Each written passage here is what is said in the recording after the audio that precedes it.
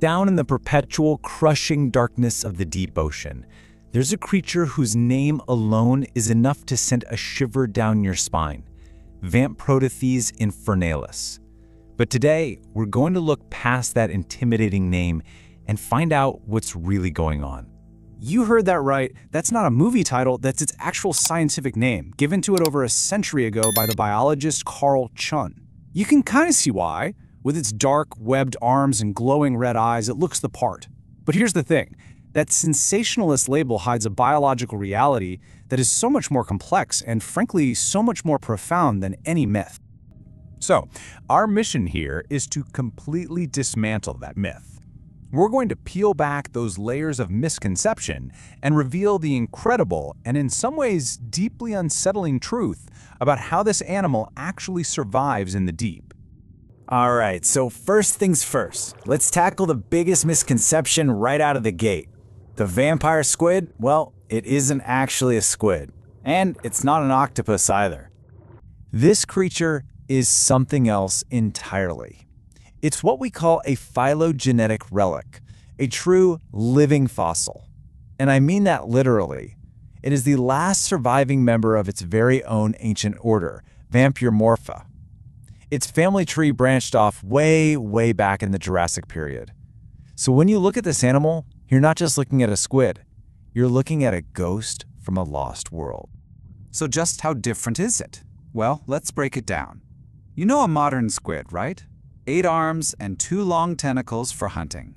An octopus, 8 arms. The vampire squid, though, it plays by its own rules. It has 8 webbed arms, sure, but it also has 2 unique, retractable sensory filaments that it uses for something else entirely. It doesn't jet around. It uses its fins to gently undulate through the water. And for defense, forget ink. It uses a threat posture. All of these things put it squarely in a class of its own. So now that we've got a handle on what it is, let's talk about what it does. And this is where the story takes a really fascinating turn. This supposed vampire isn't a predator at all. Its strategy is all about remarkable efficiency. The vampire squid is a detritivore, which means it doesn't hunt. It eats something called marine snow. Now that sounds almost poetic, doesn't it? But really, marine snow is the collected waste of the entire ocean ecosystem above. A constant, slow-motion blizzard of fecal pellets, dead plankton, and discarded mucus. Not exactly a bloodthirsty diet. And how it eats this stuff is just genius. According to groundbreaking research from the Monterey Bay Aquarium Research Institute, or MBRE, it has perfected a radically low-energy way to eat. Remember those 2 filaments? It stretches them out, sometimes up to 8 times its own body length, and just drifts. It's like casting out 2 sticky fishing lines. The marine snow sticks to them, and then the squid just pulls them in, scrapes off the gunk, rolls it into a ball with mucus, and eats. No chase, no struggle, just passive collect. This incredibly efficient, you might even say lazy, lifestyle is the absolute key to its survival, because it allows the vampire squid to live somewhere that's lethal to almost everything else. It has truly mastered its own corner of the abyss. It makes its home in what scientists call the oxygen minimum zone, or OMZ. This is a huge layer of the ocean, thousands of feet down, where the oxygen levels are so low that it's basically a toxic wasteland for most active animals. But for the vampire squid, it's the perfect predator-free sanctuary. And when I say low oxygen, I mean incredibly low. We're talking levels that can drop below 0.5 milliliters per liter. To put that into perspective, most other cephalopods would suffocate in minutes. So the big question is, how on earth does it survive, let alone breathe? Well, the secret is in its blood.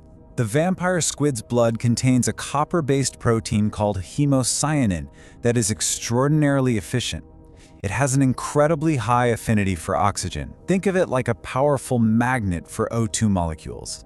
It allows the squid to literally strip the few available oxygen molecules right out of the water, while other animals would just be gasping. Okay, so what if a rare predator does find it down there? Does it fight? No, it bluffs. It performs this incredible move we call the cloak posture. It pulls its webbed arms up and over its body, turning itself inside out into what looks like a spiky, much larger, and totally unappetizing ball. It's all intimidation, zero aggression. And it has another trick. Instead of shooting a cloud of ink, it can eject a cloud of sticky, glowing mucus right from its arm tips. Imagine that, a luminous, sticky decoy that mesmerizes a predator just long enough for the squid to glide silently away into the darkness. Once again, it's all about avoidance, not confrontation. So, when you put all of these pieces together, its ancient lineage, its diet of scraps, its toxic home, and its clever defenses, you start to realize you're looking at a profound philosophy for survival. The very existence of this creature demonstrates a fundamental principle of deep-sea life. In the most resource-starved environments on the planet, being ruthlessly efficient and patient is far, far superior to being strong and fast. The vampire squid has completely opted out of the high-energy arms race we see on the surface. Its entire strategy is built on a different paradigm. It chooses recycling over hunting, patience over speed, and adaptation over competition, by finding a niche so extreme that it has no competitors left. And that brings us to the real, unsettling truth. The chilling thing about the vampire squid isn't that it's a monster from hell. It's that it's a minimalist masterpiece. It's a quiet philosopher of the abyss that has built its entire successful existence on the silent, perpetual decay raining down from the world of light. This creature forces us to redefine our very concepts of horror and efficiency, and it leaves us with a truly fascinating question to ponder. What other assumptions that we hold from our sunlit world is the deep ocean silently and profoundly challenging every single day?